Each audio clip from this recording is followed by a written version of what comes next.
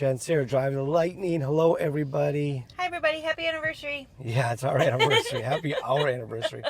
We're a tiny bit under the weather today, so we took it easy and stayed home. But now we need to get out of the house so we don't go nuts. Mm-hmm. So we bought a Diet Coke and we're going to go for a drive. And we thought it'd be a good time to catch up on what's going on with the Aptera solar-powered electric car of the future.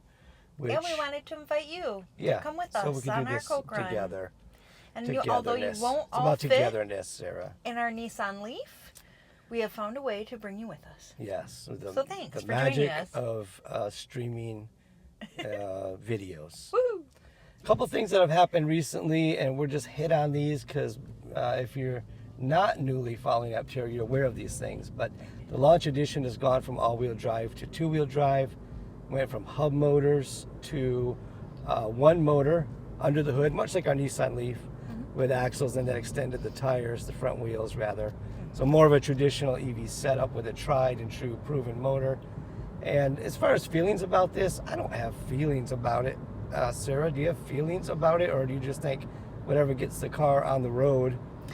Well, I mean, I'm fine with it, but I'm not an early adopter type. So, like, for me, the idea of having 2 or 3 separate motors in wheel, I think in terms of, because I've had so many breakdowns and things of technology, I'm like, what if one of them stops working? Now I've got to fix one. And I understand stretching it out further and saying, well, if your more traditional drivetrain breaks, then both your wheels stop working. But for some reason, mentally, I think it's better if both wheels stop at the same time and you repair it. Does this make any sense to anybody besides me and my brain? Okay. I was looking forward to all-wheel motors because of the things that can be done, or the in-wheel motors.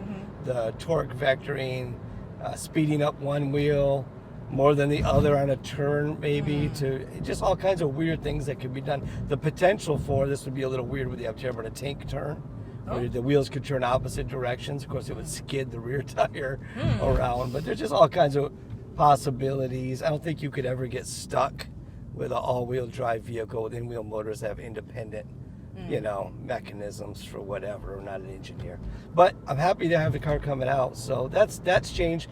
Potentially lowering the price, by the way, of the launch edition. Certainly on the website, it makes a difference, but we know that price isn't what's probably coming. But one motor instead of 3 costs less, weighs less.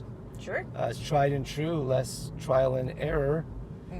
So there's good things about the change that I wouldn't have wanted, but here it is. Right. Another thing that happened recently, and this we're not going to dwell on because we don't have knowledge, but a lawsuit was filed against Aptera from Zaptera. Sounds like a cartoon almost. Like it does sound diabolical. It is. Like, is that like the Netherworld Aptera or the Bizarro World Aptera is Zaptera? I'm interested in their origin story. Yeah, I'm not. But also, I know nothing about the law other than I try not to break it and get in trouble by it. But Aptera hires lawyers for these things, so this isn't the thing that Sarah and I are going to talk about. We don't know what we're talking about. We do more harm than good. That's right. And Aptera Owners Club actually had Steve a lawyer on. So if you haven't seen that, watch that. Yeah, that was cool. That is actually really good coverage of this and that's issue. That's why Steve is Steve. He shines. That's his spot. It's like there's actually something that needs to be learned, and he finds a way to help us understand. So that guy, he's invaluable to Aptera and Aptera investors and people who are following the company like ourselves. So well, check that out, the Owners Club, Aptera Owners. You probably already saw it, but if you didn't, it's worth a half hour, 45 minutes, whatever it is. It's awesome. It was kind of funny because we were watching the Ninjineer. Hey, Jeff. Hey, Jeff. And he was the first one that broke the news to us. Right. Anyway, And Chad commented, I can't believe that Steve from Aptera Owners Club hasn't weighed in on this at all. And I said, if I know Steve and his coverage, he's getting a copy of the actual complaint, and he's going to run through it. He's going to go deep. We were not wrong. Yeah, he did not takes disappoint. a minute to do that kind of content, and he did great. So that's thanks all, to both the Ninjineer and Steve at AOC, so we could get more information.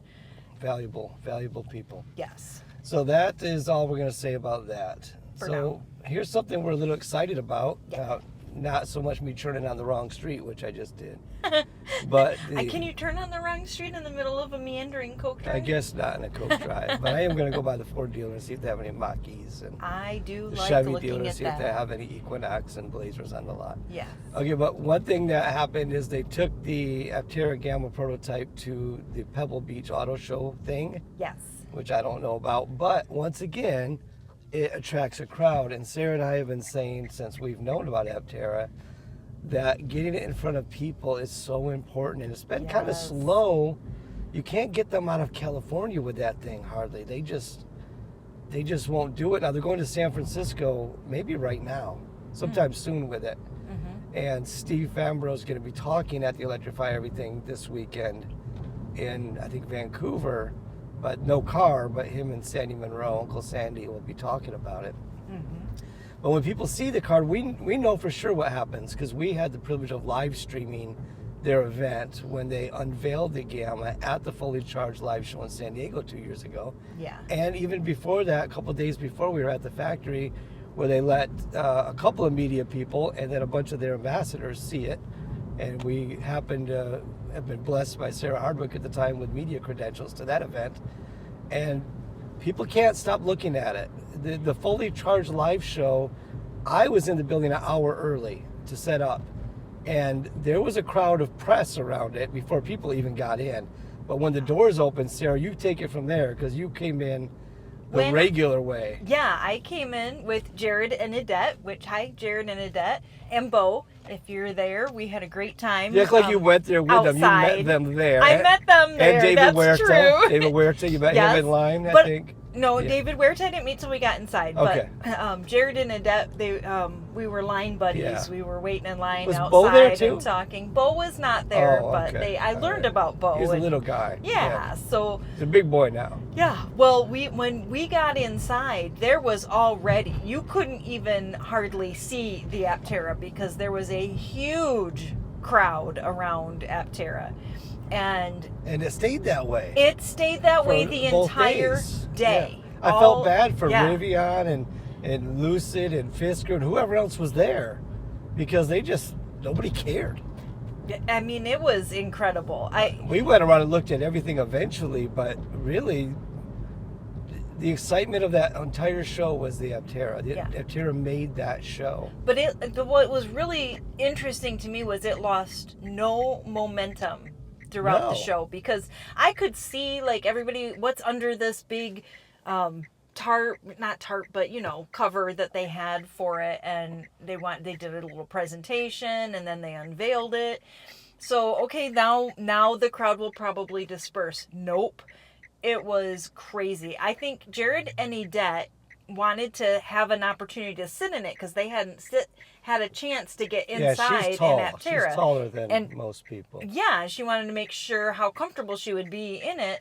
And I think it was 3:00 in the afternoon. We were there when the doors opened. Oh yeah, okay, they waited. And it was like 3:00 in the afternoon before they got a chance to actually sit in it because that's how crowded it was to get to see the Aptera up close. It was incredible. And it stayed that way all day. Yeah, I was up front. I wasn't and there. We weren't there on Sunday. There was but on cameras Saturday, everywhere. People. it Then was- Chris Anthony was answering questions off the cuff. I mean, this guy is a brilliant salesperson. Yeah. He just has no problem answering questions. Which is another thing because there's some people that are like, is Aptera even a real product or is it, is it?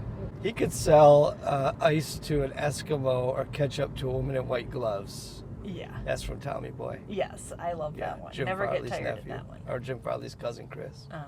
Tie We it should back probably move on to this last thing in. Okay. that we wanted to talk about. First of all, the whole point of that rambling nonsense that we just said was it'll be great when more people can actually see this car. Which I think is coming. I think as soon as they have some the PI builds, I Yeah, it's think supposed those to are be going one for media. That would be good. Yes, then I think it's going to be able to travel. Well, you could take the Alpha and set it up in Colorado, Michigan, Detroit New York, Auto Show, everywhere, and it would get a lot of excitement and attention. They know that. Yes, I mean, there's got to be reasons they do things. Which, by the way, Aptera, love to see more. If you need us to represent Aptera at the Detroit Auto Show with an Alpha build and we can answer questions, feel free to even just 3D print a full-size model and put it on a truck bed. I don't care. Yeah, it'd be great to see. Or have that done here. Aptera had a booth. So we can.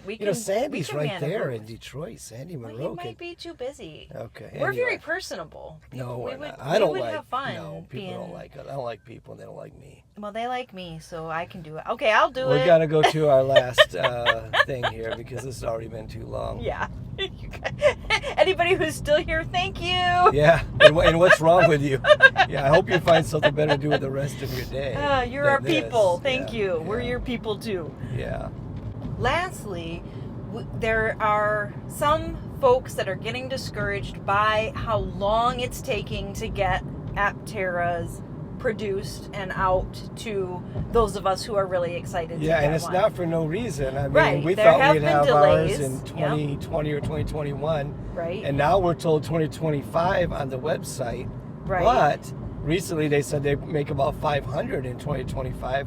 We're not in the top 500. Right. We're not in the top 2,000. Right. We're not in the top 5,000. So likely 2026 is the best we can hope for. So there's a reason that people are getting a little discouraged. Sure. And there's reasons for the delays. Like, nobody has ever met a deadline. One company ever, one startup ever that I know of, told us the date they were going to roll off the line, and they rolled off the line.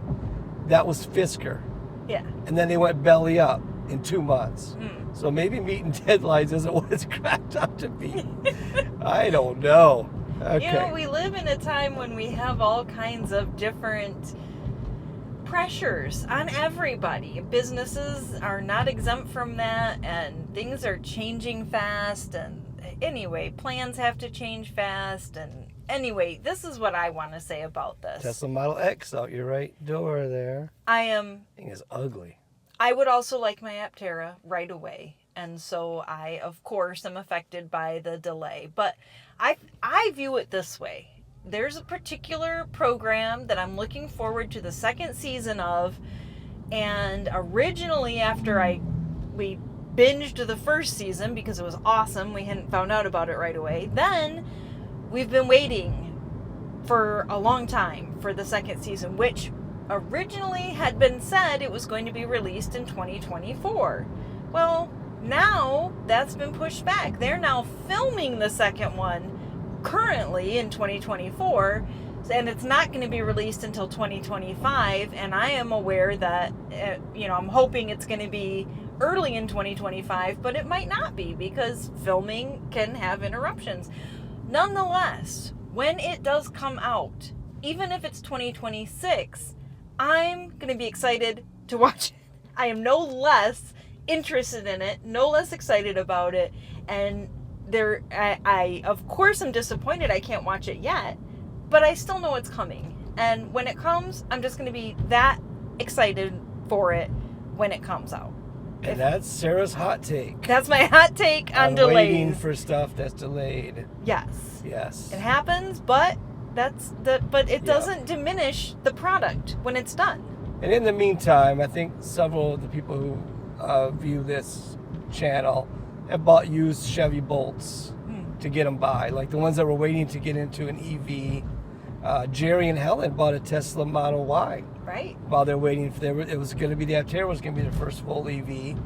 And yeah, there's things to do. Yeah. There's decent used electric vehicles you can buy. Yeah. We'll hang with and I feel for people that were, figuring their current vehicle isn't going to get them through until 2024, and now they're trying to make it stretch, but maybe they have to invest in something else. But they have resale value, so you'll still be able to resell, which if you get an EV earlier than you planned on and not the one you wanted, you'll be able to resell it when your Aptera is ready. Buy a used one and don't take the hit on depreciation. This is really the first time we could buy a decent used EV. Yes. Because they're just too new. Yep. And now you can buy a decent used EV and not take a pounding on depreciation. Right. And there you go. And then you got resale value. So we need in the comments, if you would please, if you listened this long, watched this long. First, thank you. First, thank you. Second, why? Let us know in the comments what would. I mean, I can barely stand the sound of my own voice. Stop it. And you were kind enough to hang out with us We appreciate this long. you. Thank you so much. And why? Please let us know. Thank you to the members of the channel. You keep the wheels churning on the Positively Charged EV channel, where we always stay positive, even when the news is not fantastic. That's We right. appreciate you. Thank you for the Mug Club members who bought mugs, so these mugs can get back to California when there's something real to show you to make it worth the expense. Yeah, we're super going. excited about the opportunity. Yes. And we thank you for helping to Yep. make it And happen. congratulations to Sarah for finding a job this week. Yes. She's Woohoo! going to work at the local school district here. As you know, I'm still selling commercial real estate, and that's going good. Yep. And that's all you get for our personal updates. Cats are fine. Yep. Cats are Oh, fine. and in case you were wondering, 33 years. 33 years. 33-year we've been married. anniversary. Yes, that was this weekend. Yep. Probably why we don't feel good. We stayed up late and watched old TV shows to remember when we were young, I guess. I don't know what the purpose of anything we do is anymore, something like that. Well, we had a lot to celebrate this yeah. weekend, so we did and enjoyed it very much. And thanks to everyone and their support. Okay, here's another video. This one will not be as boring as the one you just sat through, I promise. Was that boring? Yeah. Oh, All right, that's it. Thanks. Bye. bye. All right.